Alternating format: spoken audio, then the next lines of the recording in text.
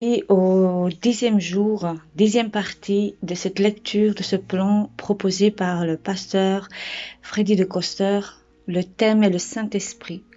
Donc nous apprenons à connaître de plus en plus le Saint-Esprit et c'est une bénédiction pour l'âme. Que le Seigneur vous bénisse. Saint-Esprit, je t'invite au milieu de nous, Saint-Esprit, pour nous parler, pour nous édifier, pour nous enseigner, pour éclairer nos cœurs, pour éclairer nos yeux, pour ouvrir nos oreilles à ta voix, afin de te comprendre, afin de te connaître, afin d'être guidé par toi, pour la gloire de notre Seigneur Jésus-Christ. Père, bénis ce moment de lecture dans le nom de Jésus. Amen. Le titre d'aujourd'hui, c'est « Une colombe fait le deuil ». Ésaïe 38, verset 14 nous dit « Je gémissais comme la colombe. Mes yeux s'élevaient, languissant vers le ciel. Ô Éternel, je suis dans l'angoisse, secours-moi. » Amen. Amen. Que l'Éternel nous fasse grâce aujourd'hui. Pour ceux qui sont dans l'angoisse, pour ceux qui passent des moments difficiles, je pense à ces personnes qui ont perdu leurs proches dans ces attaques terroristes dans l'église catholique à Nice et à Avignon aussi. Que le Seigneur bénisse les familles. C'est horrible ce qui arrive. C'est des temps difficiles, frères et sœurs. J'ai l'impression vraiment, pas l'impression, mais on a cette sensation que la fin des temps s'approche de plus en plus et le retour de notre Seigneur est bref. Que le Seigneur soit loué, béni et qui nous tient dans sa main, qui nous guide, qui nous tient attachés à lui. Au nom de Jésus-Christ. Comme la parole le dit, que celui qui se sanctifie encore plus. Sanctifions-nous de plus en plus au nom de Jésus. Amen. Je continue la lecture de pasteur Freddy de Coster. La colombe est le seul de tous les oiseaux qui fassent le deuil. Je peux vous assurer que s'il est une complainte insupportable à lui, c'est bien le gémissement d'une colombe en deuil. Notre sinistre tâche étant achevée, mon oncle s'assit sur la table de la terrasse pour siroter sa bière. Donc là, il retourne à l'histoire d'un autre jour où il parlait de son oncle qui avait un colombier qui élevait des colombes et qu'il avait un des partenaires qui était décédé, et bien il a dû faire quelque chose, donc mettre fin à la deuxième colombe qui était sa compagnie, afin qu'elle souffre pas en fait. Et alors là il parle à Freddy de Coster alors qu'il était petit, il lui explique. Je vais t'expliquer quelque chose mon bonhomme, pour que tu comprennes bien. Lorsqu'une colombe perd sa paire, sa tristesse provoque la sécrétion d'un acide gastrique, si amer qu'elle ne peut ni ingérer ni le supporter. Ce sont des aigreurs au niveau de son jabot qui vont la tuer, aussi certainement qu'un poison fait son œuvre doucement mais sûrement. Mon oncle baissa la tête, comme pour mieux me regarder. Fronçant les sourcils, il fit glisser ses lunettes au beau milieu de son nez et insista. Les yeux droits dans les yeux. Si un jour, tu as des colombes et que tu dis les aimer, tu devras faire ton travail d'homme. Je t'ai montré comment faire. Elle ne souffrira pas. Un couple de colombes, ça vit ensemble et ça meurt ensemble. T'as compris? Il y a des breuvages qu'on ne veut pas boire. Le deuil en est un. Bon, on va recommencer tout. Jésus, d'abord poussé au désert par le Saint-Esprit, le sera aussi jusqu'à la croix. Juste avant, au jardin de Gethsémane, la Bible ne cache pas que Jésus fit tout ce qu'il put pour que cette coupe s'éloigne de lui. Ce fiel amer qu'il sait devoir boire jusqu'à la lie, poison insupportable, venin indigeste, le pire de tous les châtiments, douleur extrême de ses entrailles, allait prendre la forme d'une double déchirure. Sa séparation d'avec Dieu et sa séparation d'avec nous, ses enfants. Il est insupportable pour le Seigneur maintenant que nous avons été gagnés à un si grand prix d'imaginer vivre sans nous. Comme la crucifixion a eu lieu à Golgotha, qui signifie le lieu du crâne. Quitter Dieu, c'est lui enfoncer à nouveau dans le crâne des épines les plus pointues, les plus venimeuses. Il en va de même pour nous qui avons connu son grand amour. Le désavoué revient à dégurgiter une bille dont on ne sort pas indemne. À qui irions-nous? S'étrangla Pierre, après qu'il ait pu rejeter ce fiel. Lorsque mon cœur s'aigrissait et que je me sentais percé dans mes entrailles, confessait le psalmiste, j'étais stupide et sans intelligence. Puis, revenons bien vite au colombier. Quel autre ai-je au ciel que toi? Et sur la terre, je ne prends plaisir qu'en toi. S'attacher à l'un, c'est faire le deuil de l'autre. Mais il y a des deuils insupportables. Il y a aussi des deuils profitables.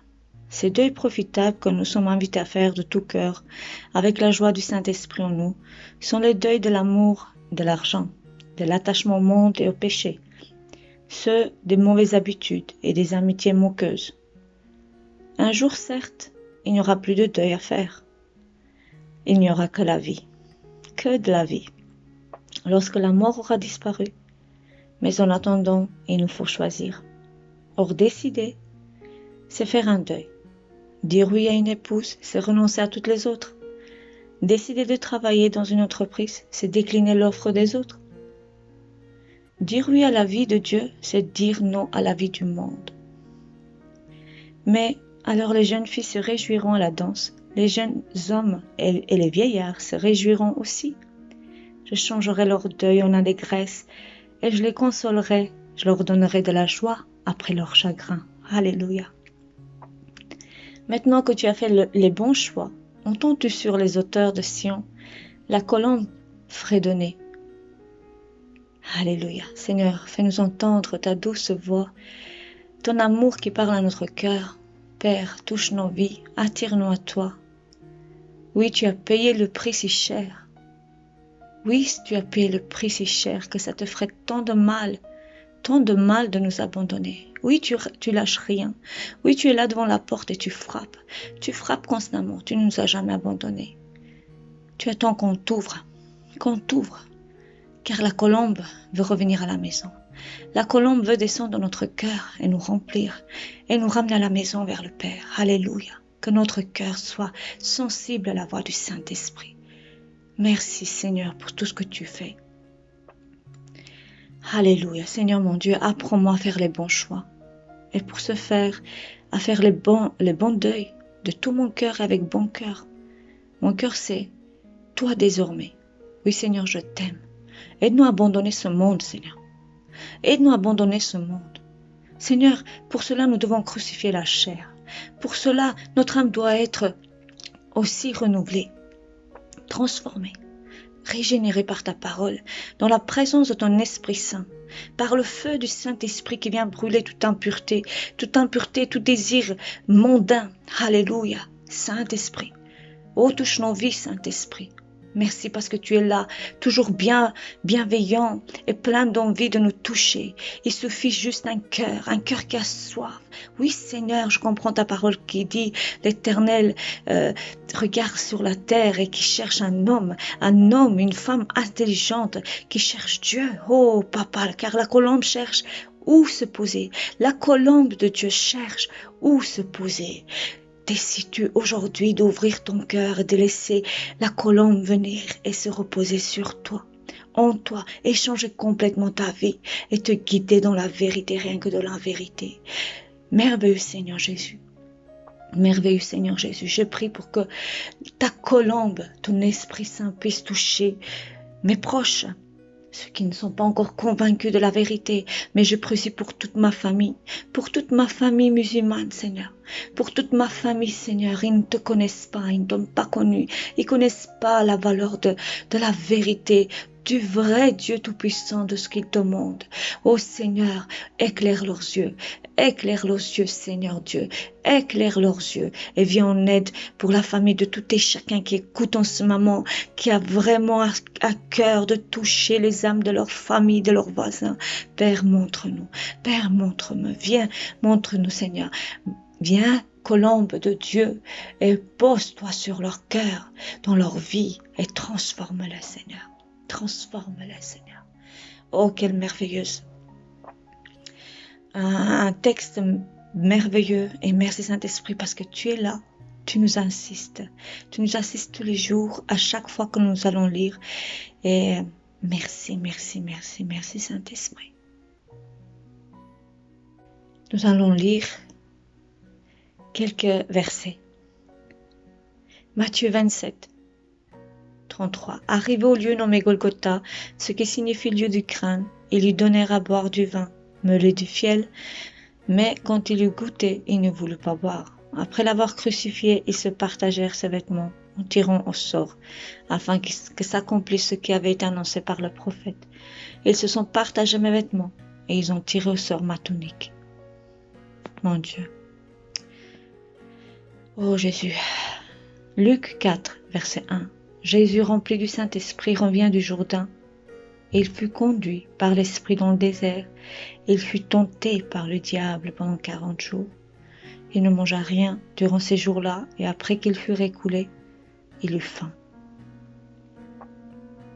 Jean 6, verset 68. Simon-Pierre lui répondit, Seigneur, à qui irions-nous? Tu as les paroles de la vie éternelle.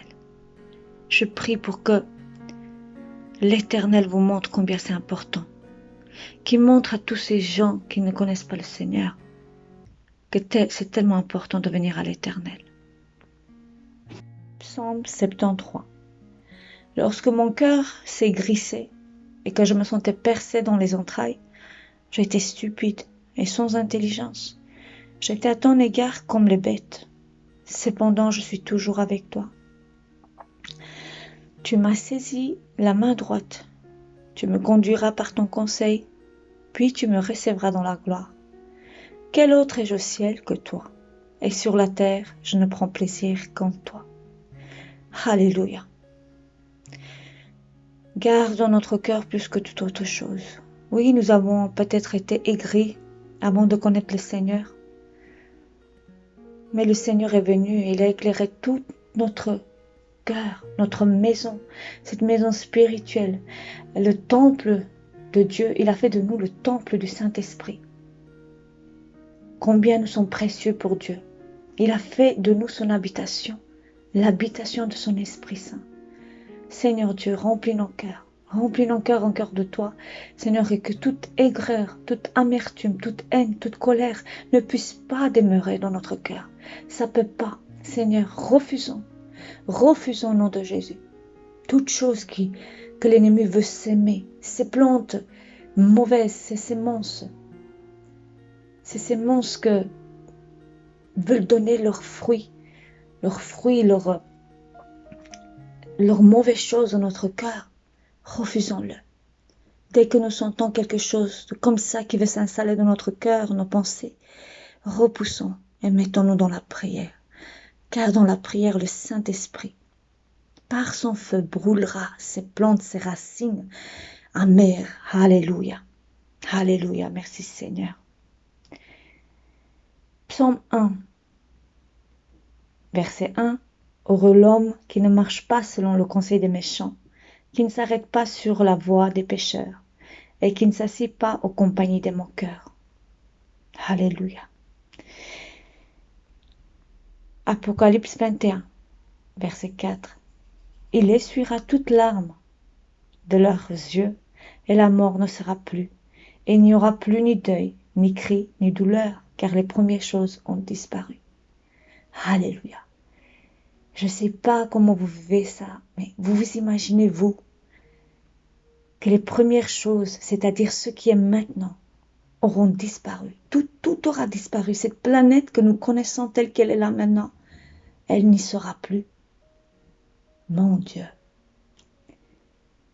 c'est fort, hein? C'est fort. Et pour y croire, il faut vraiment la foi. Sinon, pour l'homme naturel, l'homme dans la chair, ces choses-là sont pas possibles. Je comprends quand la Bible dit celui qui veut s'approcher de Dieu doit croire que Dieu existe. Et croire à tout ce qu'il dit en plus. Mais lui qui a créé les premiers cieux, la première terre, il est assez capable d'en créer une nouvelle. Toute pure, toute propre, toute parfaite. Alléluia. Merci Seigneur pour ta grâce. En Jérémie 31, 13, alors le Seigneur promet: les jeunes filles se réjouiront à la danse, les jeunes hommes et les vieillards se réjouiront aussi. Je changerai leur deuil en allégresse et je les consolerai. Je leur donnerai de la joie après leur chagrin. Amen. Amen. Amen. Alléluia. Que le Seigneur nous fasse grâce et nous garde auprès de lui, parce que même la foi que nous avons ne dépend pas de nous, mais de lui, parce qu'il est celui qui donne la foi, qui crée la foi, qui la fait grandir, qui la arrose, qui fait de nous, quelque chose de nouveau, quelque chose de fort. Si lui devait cesser de nous arroser, on serait mort. On n'aurait pas eu la vie en nous. Père, merci parce que tu es bon envers nous. Merci pour ta grâce. Merci pour cette lecture d'aujourd'hui. Merci pour ton Esprit Saint qui est vraiment celui qui nous aide chaque jour. Que le Seigneur vous bénisse, frères et sœurs, et méditons sur ces passages, sur ces paroles qui nous font du bien. C'est des versets qui nous font du bien. L'Éternel est notre Dieu et nous avons lui il est déjà au ciel et c'est lui qui nous attend et il va nous ramener à la maison. Et je prie que ce soit avec toutes nos familles, tout ce que nous connaissons, amis, famille, voisins, tout. Que le Seigneur soit loué et que le Seigneur vous bénisse au nom de Jésus. Amen. À très vite. J'essaie de faire chaque jour, mais j'ai les enfants, c'est le confinement, c'est pas facile. Là, je suis cachée dans une pièce pour ne pas avoir du bruit. Mais j'aime faire ça, j'avais hâte de prendre ce moment à part et de pouvoir m'enregistrer en fait pour ne pas qu'il y ait du bruit derrière. Voilà, c'est ça le plus difficile, de trouver des moments calmes sans les enfants pour pouvoir enregistrer ma voix et que je puisse la partager. Que le Seigneur vous bénisse encore et à très bientôt.